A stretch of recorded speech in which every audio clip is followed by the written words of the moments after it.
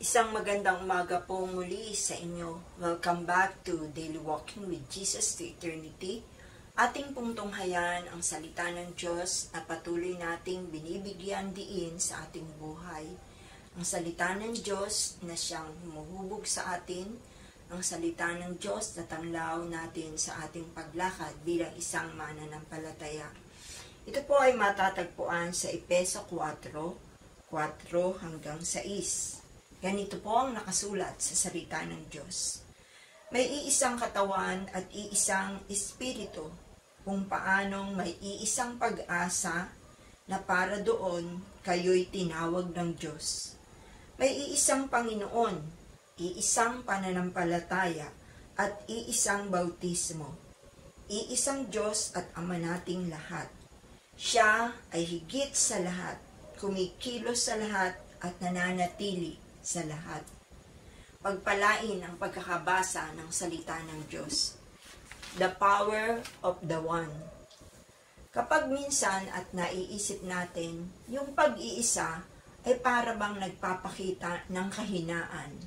Ngayong umaga ay merong tanging iisa na magbibigay sa atin ng higit na katotohanan at kalakasan sa ating buhay pananampalataya. Sino po tong tanging iisa? Ito ang Diyos.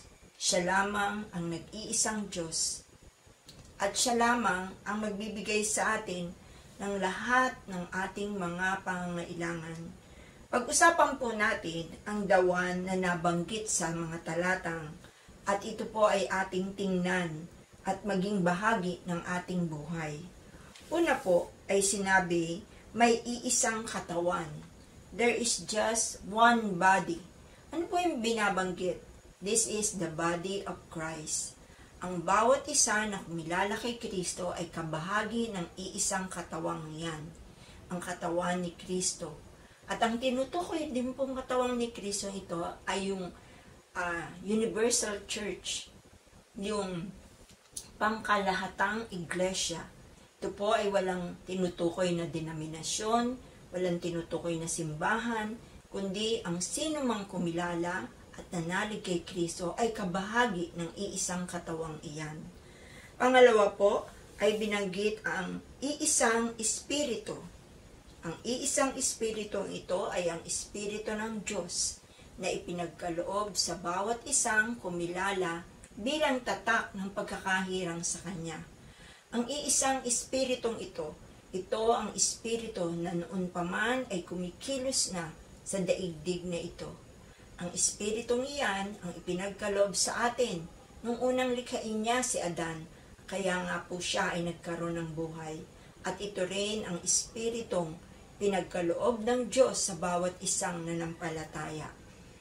Ngayon po, sabi po, mayroong ding kung paanong may iisang pag-asa na para doon kayo'y tinawag ng Diyos. One hope. Tayo po ay may iisang pag-asa na pwede nating panghawakan, and that hope is anchored in Jesus. Nakaangkla ka po kay Kristo ang pag-asa na yan. Ano po yung pag-asang iyan na ating pwedeng panghawakan? Pag-asa na nakatingin tayo doon sa hinaharap na ang Diyos ay muling babalik upang ang sinumang nanampalataya sa Kanya ay Kanyang kukunin. Pag-asa na ang sinumang nanampalataya ay muling bubuhayin muli at magkakaroon ng buhay na walang hanggan. Ito pong pag-asang ito na nakalagay sa ating puso ay siyang magbibigay sa atin ng liwanag sa gitna ng kadiliman sa mundong ito. Susunod po na one ay we have one Lord. May iisang Panginoon. One Lord. And who is that one Lord? It is Jesus Christ. Wala na pong ibang Panginoon na dapat tayong sambahin, kundi si Jesucristo lamang. Ang pagkilala sa Kanya bilang iyong Panginoon ay ang kahulugan po ay ang paghariin siya sa iyong buhay. Wala nang ibang maghahari sa ating puso kundi ang Panginoong Hesus lamang. No other Lord, no other God before us. Jesus alone. We have one faith. isang pananampalataya. At ano po ang pananampalatayang yan? Yan po ay hindi pananampalataya sa ating magagawa, hindi pananampalataya na sa ano pamang bagay, kundi pananampalataya sa Diyos lamang, na ating Diyos na makapangyarihan sa lahat. Pananampalataya na tanging si Hesukristo lamang ang magliligtas sa iyo. Pananampalataya na nakatuon sa Diyos at wala ng iba. Hindi tayo magtitiwala sa tao. Hindi tayo magtitiwala kanino pa mang kapangyarihan o ano pa mang kapangyarihan sa mundong to, kundi ang ating pagtitiwala at pananampalataya ay nakasalalay lamang sa ating pagkilala sa Diyos, sa Kanyang anak na si Hesukristo. There is one baptism, isang bautismo. Ano po ang bautismo na ito na tinutukoy? Ito po ay ang bautismo sa ngalan ng Ama, ng Anak at ng Espiritu Santo. Hindi ka po nabautismuhan sa relihiyon. Hindi ka po nabautismuhan sa sino pa mang tagapagturo sa mundong ito. Hindi ka nabautismuhan sa sino mang samahan. Kundi ang bautismo na dapat nating tanggapin ay ang bautismo na ginawa ng Diyos sa ngalan ng Ama, ng Anak at ng Espiritu Santo. We have one God, the Father of all. Iisang Diyos at Ama nating lahat. Ito po ang ating Panginoon. Sabi nga po dun sa Deuteronomy 6:4, Hear, O Israel, listen, O Israel, the Lord is our God, the Lord alone. Sabi po sa ibang translation, Hear, O Israel, the Lord our God is one. Siya po lamang ang Diyos. Wala nang ibang Diyos. There is no other God. Hindi mo siya pwedeng ikumpara sa anumang Diyos-Diyosan sa mundong ito, sapagkat iisa lamang ang Diyos, ang lumikha ng langit at lupa. Sabi po, siya ay higit sa lahat, kumikilos sa lahat, at nananatili sa lahat. Ito nga po yung kapangyarihan ng dawan. Iisa siya, pero nais niya na maranasan siya ng lahat ng tao. Nais niya na makilala siya, at nais niya na kumilos sa buhay ng bawat isa. Ano po ang nais nating gawin sa ating buhay ngayon na marinig natin na merong isang Diyos na makapangyarihan? At ito pong lahat na dawan na ating binanggit ay ito po ay dapat nating pinagtitiwalaan sa ating buhay.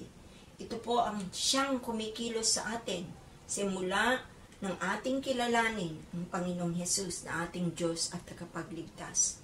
Di po ba napakapalad natin na tayo ay magtiwala sa Diyos na iisang ito na makapangyarihan sa lahat? Ngayon pong umaga, kung mayroong mang bagay sa iyong buhay na nagbibigay ng pag-aalinlangan sa kapangyarihan ng Diyos, nagbibigay ng pag-aalinlangan sa lahat ng ginagawa niya sa iyong buhay, yan po ay iwaksi mo na, talikuran, pagsisihan, at ituon muli ang iyong puso at isipan sa dawan na ito. Sa iisang Diyos na makapangyarihan sa lahat, sa iisang Panginoon, sa iisang pananampalataya, sa iisang Espiritu na ibinigay sa atin ng Diyos. Nawa nga po ay hindi lamang tayo nakikinig ng salita ng Diyos, kundi ito ay ating ipinamumuhay. Pag-ibayuhin pa natin ang ating pananampalataya sa Diyos sa pamamagitan ng pananatili sa Kanya at pagtuon sa Kanyang mga salita. Pagpalain po kayo at nawa ay palaging palaguin ng Diyos ang inyong pananampalataya. Nais ko po kayong ipanalangin sa Panginoon. Diyos naming Ama na makapangyarihan sa lahat, Ikaw ang iisang Diyos na makapangyarihan, iisang Ama, at lahat ng bagay na ito na aming pinag-usapan ay pinagkaloob mo sa amin dahil sa aming pananampalataya sa iyong anak na si Jesus. Panginoon, dalangin ko ang bawat tagapakinig, ang bawat isa na hindi lamang kami nakikinig, kundi ito ang nagpapabago sa aming buhay dahil sa aming pagsunod at pagsasagawa ng iyong salita. Panginoon, ang mga salitang aming narinig ay nawa ang siyang bumago sa amin sa kapangyarihan mo, o aming Ama. Pinagtitiwala ko po ang bawat isang tagapakinig at tanging sa iyong kapangyarihan lamang kami ay mababago at kami ay magkakaroon ng ganap na pananampalataya. Ito po ang aking samot dalangin sa pangalan ni Jesus. Amen.